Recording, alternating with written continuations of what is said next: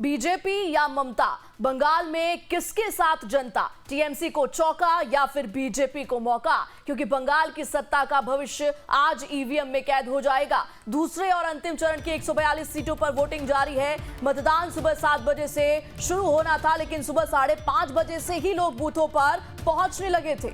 कई जगह लंबी लंबी कतारें देखी जा रही हैं। राज्य के चुनाव में ऐसा ट्रेंड पहली बार दिख रहा है। 2021 के विधानसभा चुनाव में टीएमसी ने इन 142 जो सीटें हैं जिन पर आज मतदान हो रहा है, उनमें से 123 सीटों पर जीत दर्ज की थी। सेकेंड फेज के चुनाव में सबसे कड़ा मुकाबला भवानीपुर सीट पर होने वाला है, क्योंकि ये सीएम ममता बनर्जी की परंपरागत सीट है। ममता के खिलाफ बीजेपी के शुभेंदु अधिकारी चुनाव लड़ रहे हैं और इन्होंने ही पिछले चुनाव में नंदीग्राम में हराया था सीएम ममता बनर्जी को। पहले फेज की 152 सीटों पर 23 अप्रैल को रिकॉर्ड 93% मतदान हुआ था। 4 मई को चुनाव के रिजल्ट आएंगे। ये मतदान केवल एक चुनावी प्रक्रिया नहीं, बल्कि बीजेपी के भरोसे का इम्तिहान है और तृणमूल कांग्रेस के अभेद्य किले की सबसे बड़ी अग्नि परीक्षा है। बिल्कुल, तो देखिए लगातार तस्वीरें भी आपको दिखा रहे हैं। 7 बजे से जो मतदान की प्रक्रिया है, वोटिंग की प्रक्रिया है, वो शुरू हो चुकी है और लंबी लंबी कतारें जो है वो बूथों पर साफ देखने को मिल रही है। हालांकि देखिए प्रेरणा, हमने इससे पहले देखा था पहले फेज में कि किस तरह से, क्योंकि चुनाव आयोग की तरफ से सुरक्षा व्यवस्था के पुख्ता इंतजाम किए गए थे, लेकिन कई तस्वीरें ऐसी निकल कर आई जो लगातार तैयारियों पर सवाल खड़े कर रही थी। लेकिन आज किस तरह की तस्वीरें आती है, क्योंकि कड़ा मुकाबला बीजेपी और टीएमसी के बीच में देखने को मिल रहा है।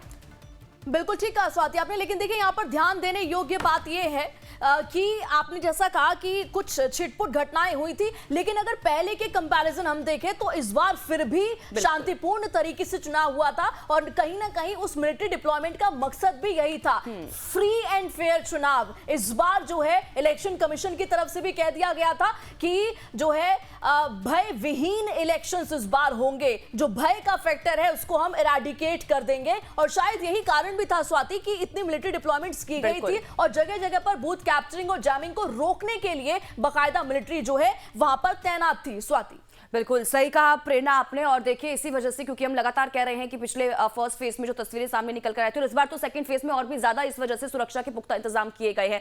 लेकिन देखिए भारी उत्साह इसलिए हम कह रहे हैं क्योंकि 7 बजे से मतदान की प्रक्रिया शुरू होनी थी और जिस तरह से तस्वीरें बयां कर रहे हैं, बता रहे सुबह 5:30 बजे से लंबी लंबी कतारें जो थी वो बूथों पर लगना शुरू हो गई थी। तो आप देखिए कि एक्साइटमेंट कितना है और ये दिखाता है परिवर्तन जिसकी बात लगातार बीजेपी करती हुई नजर आ रही है। क्योंकि फर्स्ट फेज में हमने देखा था रिकॉर्ड तोड़ जो वोटिंग परसेंटेज सामने निकल कर आए, क्या वो सेकंड फेज में दोहराता हुआ नजर आएगा या फिर नहीं, ये देखना महत्वपूर्ण हो जाएगा। इसको लेकर भी चर्चा करेंगे क्योंकि कुछ मेहमान भी हमारे साथ जुड़ेंगे। बिल्कुल, लेकिन लगातार तस्वीरें आपको दिखा रहे हैं कि किस तरह से भारी उत्साह लोगों में देखने को मिल रहा है। लोग पहुंच रहे हैं अपने मताधिकार का प्रयोग करते हुए नजर आ रहे हैं। भीड़ है ना, ये 5:30 बजे से जो लाइनों में लगना शुरू हो चुके हैं, या तो ये एंटी इनकम्बेंसी फैक्टर हो सकता है इस बार, या तो बंगाल की जनता जो है मिलिट्री डिप्लॉयमेंट की वजह से उनके अंदर सच में भय खत्म हो गया है कि वो बढ़ चढ़ करके हिस्सा ले रहे हैं। ये तो तस्वीरें हम आपको पश्चिम बंगाल की दिखा रहे हैं, लेकिन इससे पहले भी स्वाति मैंने कुछ तस्वीरें देखी थी जिसमें अलग अलग स्टेट से बकायदा जो लोग एनआरआई हैं, जो फॉरेन में सेटल्ड हैं, वो भी पश्चिम बंगाल अपना वोट डालने के लिए बढ़ चढ़ करके पहुंचे हैं और स्टेशंस पर लंबी लाइनें पैसेंजर्स की दिखी है।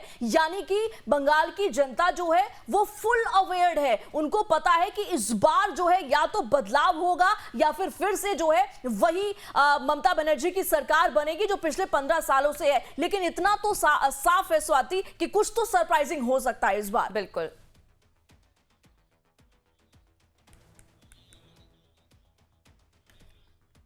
बिल्कुल, तो लगातार देखिए हम बता रहे हैं कि किस तरह से जो तस्वीरें भी सामने निकल कर आ रही है। लेकिन अब कुछ महत्वपूर्ण चीजें भी आपको बता दें। देखिए पश्चिम बंगाल में फेज 2 चुनाव की बड़ी बातें क्या हैं। देखिए 8 जिलों की 142 सीटों पर वोटिंग हो रही है। 2021 में 142 में से 123 सीट पर टीएमसी की जीत थी, मतलब टीएमसी इन सीटों पर जीती थी और यही वजह है कि हम कह रहे हैं कि पारंपरिक गढ़ है ये। और अगर इसमें सेंधमारी बीजेपी कर लेती है तो जिस परिवर्तन की बात बीजेपी कर रही थी वो होता हुआ शायद शायद नजर यहां पर आए। 3.22 करोड़ वोटर, 1448 प्रत्याशी मैदान में हैं। बिल्कुल, भवानीपुर में ममता और शुभेंदु अधिकारी की टक्कर है। कोलकाता समेत औद्योगिक इलाकों में वोटिंग है। नॉर्थ 24 परगना, नदिया में मतवा निर्णायक वोटर 2021 में इन सीटों पर 81% वोटिंग हुई थी। पहले फेज में रिकॉर्ड 93% वोटिंग हुई। 15% महिला उम्मीदवार इस फेज में। केंद्रीय बलों की 2321 कंपनियां तैनात हैं। तो देखिए, जो निर्णायक चरण है इसको कह सकते हैं, क्योंकि कोलकाता बेल्ट, हुगली, हावड़ा, ये तमाम रूरल एरियाज से ज्यादा अर्बन एरियाज भी हैं। तो देखिए, यहाँ पर जो जनता है वो फुली अवेयर्ड है, क्योंकि रूरल एरियाज में ध्रुवीकरण का सिक्का फिर भी चल सकता है, लेकिन यहाँ पर जनता जो है वो लोकल मुद्दों के लिए प्रखर होकर के सामने आती है और वोट भी उसके लिए ही करेगी जो उनके लोकल मुद्दों को और परेशानियों को खत्म करेगा। तो ऐसे में बीजेपी के लिए भी स्वाति ये बड़ी चुनौती है, क्योंकि 2021 में मात्र 18 सीटें इस दक्षिण जो पश्चिम बंगाल है उससे आई थी, जो कि अभेद्य किला माना जाता है ममता बनर्जी का।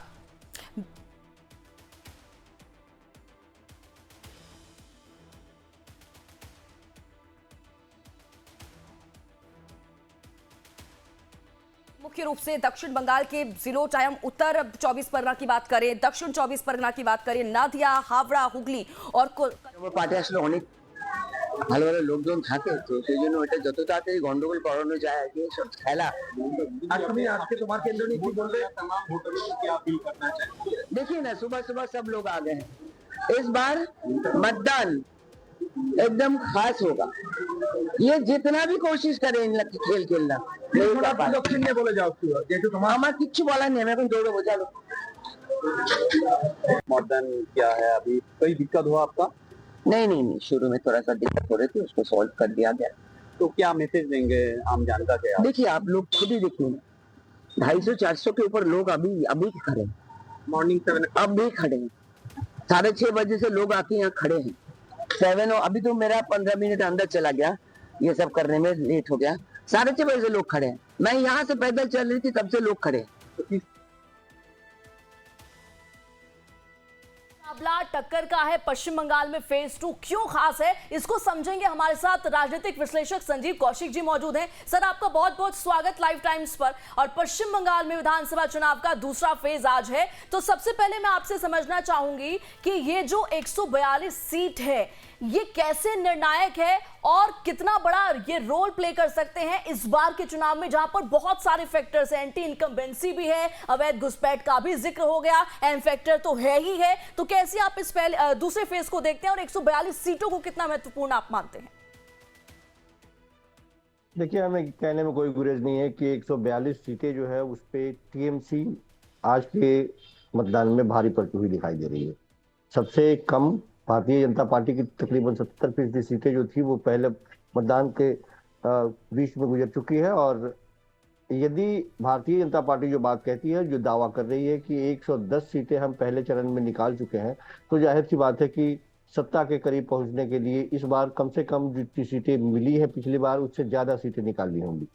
और इस बार ये कम नहीं है, क्योंकि दक्षिण बंगाल में खास करके जिन 8 जिलों में ये आज मतदान हो रही है, उस 8 जिलों में टीएमसी बहुत मजबूत है। और उसमें एम फैक्टर, जो खुद आप लगातार ये बात स्वीकार भी कर रही हैं कि एम फैक्टर बहुत मजबूती के साथ टीएम के साथ जुड़ी हुई है।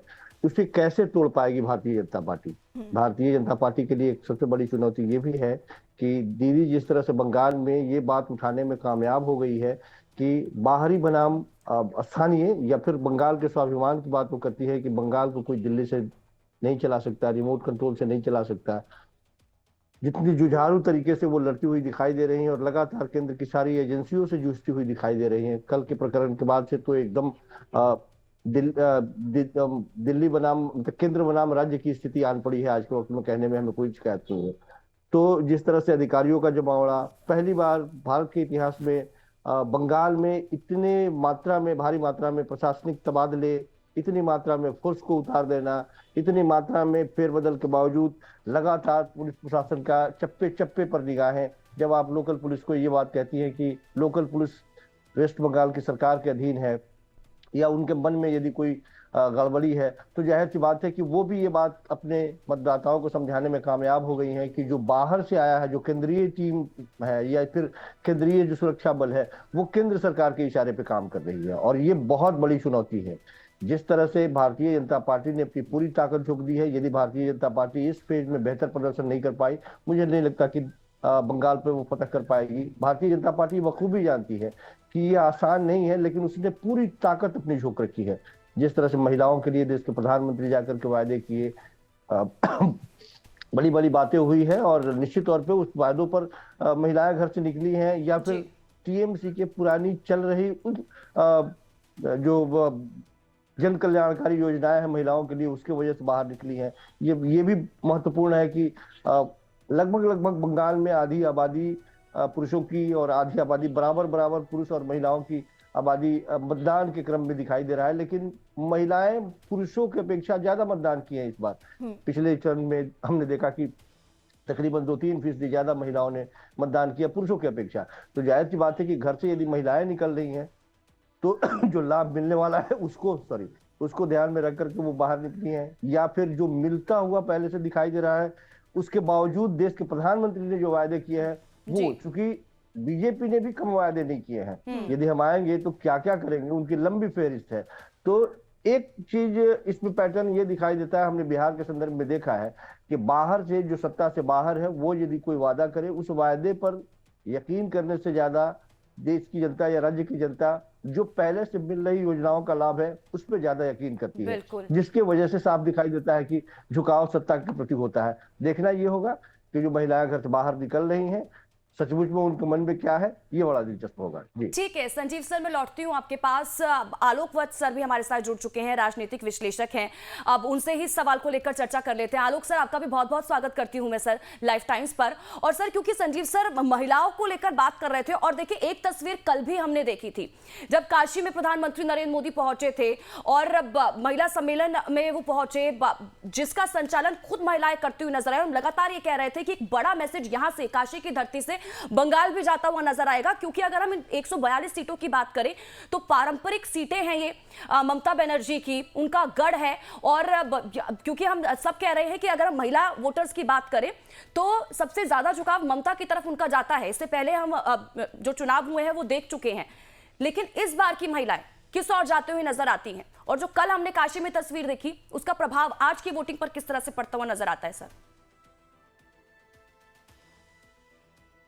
देखिए, निश्चित तौर पर अब देश की महिलाएं या पुरुष उसके साथ जाना पसंद करता है जो विकास की ओर उन्मुक्त हो।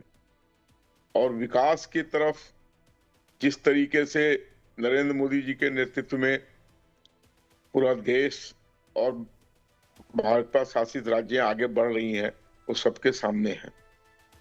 और इस बार जितना voter turnout, highest voter turnout हुआ है वेस्ट बंगाल के इतिहास में, ये भी इस बात का गवाह है कि जिन लोगों को वोट से वंचित किया जाता था, या जो डर के मारे या गुंडों के डर से या इलेक्शन के बाद के डर से कि उनसे बदला लिया जाएगा।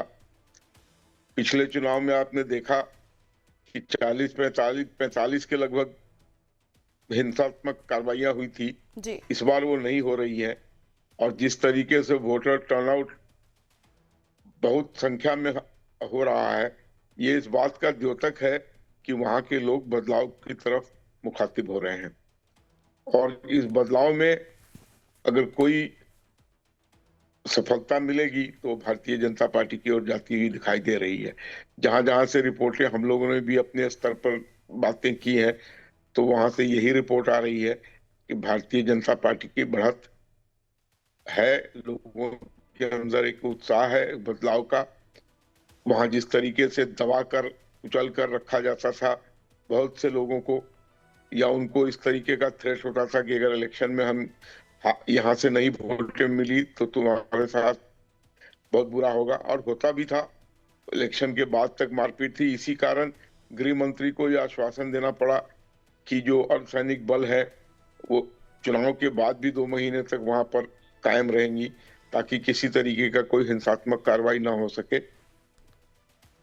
ये निश्चित है कि ये जो दौर है 142 सीटों का, यहाँ पर पूर्व में टीएमसी का गढ़ रहा है। अब थोड़ी देर के बाद जिस तरीके का वोटर टर्नआउट आएगा वो इंगित करेगा कि क्या बदलाव की तरफ मुखातिब हो रहे हैं या टीएमसी के ठीक है साथ ही आलोक जी। खड़े हैं। जी। थोड़ी देर के लिए थोड़ी देर और इंतजार करना पड़ेगा। अभी it is too early to predict anything. बिल्कुल ठीक है, आपने it's too early to predict anything. वापस लौटते हैं, आप दोनों जुड़े रहिएगा हमारे साथ। इस बीच कुछ रिएक्शंस आ रहे हैं। टीएमसी सांसद डेरेक ओबरॉय ने पीएम मोदी को चैलेंज दिया है। क्या कुछ कहा है उन्होंने, सुनिए। नरेंद्र, आपने अनाउंस किया था बंगाल की सभी 294 सीट्स पर आप ही कैंडिडेट है। बड़ी बड़ी बात छोड़िए, ये चैलेंज स्वीकार कीजिए। 4 मई को जब ममता बनर्जी और टीएमसी बंगाल जीतेंगे, प्रधानमंत्री पद से रेजिग्नेशन दीजिए। है दम? और इस बीच देखिए बड़ी और महत्वपूर्ण जानकारी अपने दर्शकों तक पहुंचा देते हैं। पश्चिम बंगाल की अगर बात करें तो नादिया में बीजेपी एजेंट पर हमला हुआ है। चपरा में बूथ नंबर 53 पर यह हमला हुआ है। चुनाव आयोग ने रिपोर्ट जो है वो तलब की है। बड़ी जानकारी।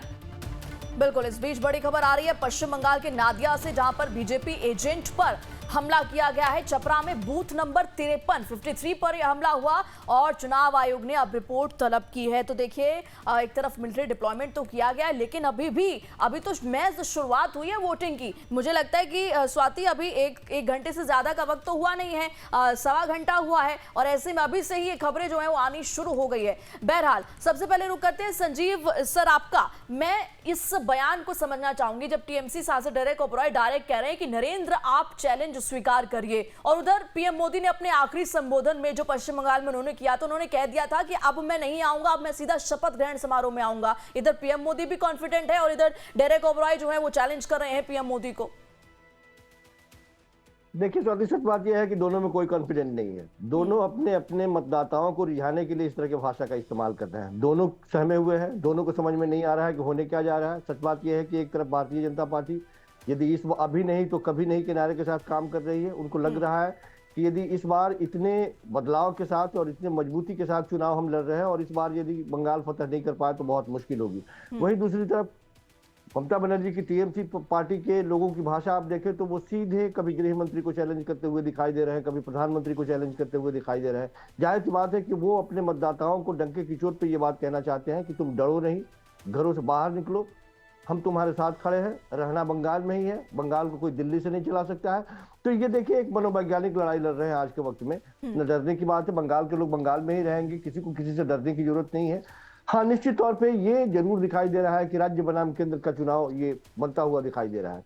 क्योंकि देश के प्रधानमंत्री जब जाते हैं और कहते हैं कि टीएमसी के गुंडे, या अमित शाह जी जब जाते हैं, गृह मंत्री जाते हैं और टीएमसी के गुंडे करके इंगित करते हैं, इलेक्शन कमीशन कहते हैं कि टीएमसी के लोग समझ जाए कि इस बार फ्री एंड फेयर चुनाव होने वाला है, तो जाहिर सी बात है कि इसका व्यापक मैसेज होता है जी। कल जिस तरह से एक आईपीएस अधिकारी ने जिस तरह से धमकी देते हुए कहा और उसके बाद में जो टीएमसी की प्रतिक्रिया थी, दोनों तरफ से आप देखेंगे कि तीखी भारतीय जनता पार्टी की तरफ से भी उस अधिकारी के लिए और टीएमसी की तरफ से भी उस अधिकारी के लिए पक्ष और विपक्ष में जिस तरह की भाषा का इस्तेमाल किया गया, मुझे लगता है कि स्वस्थ लोकतंत्र में ऐसा होना नहीं चाहिए।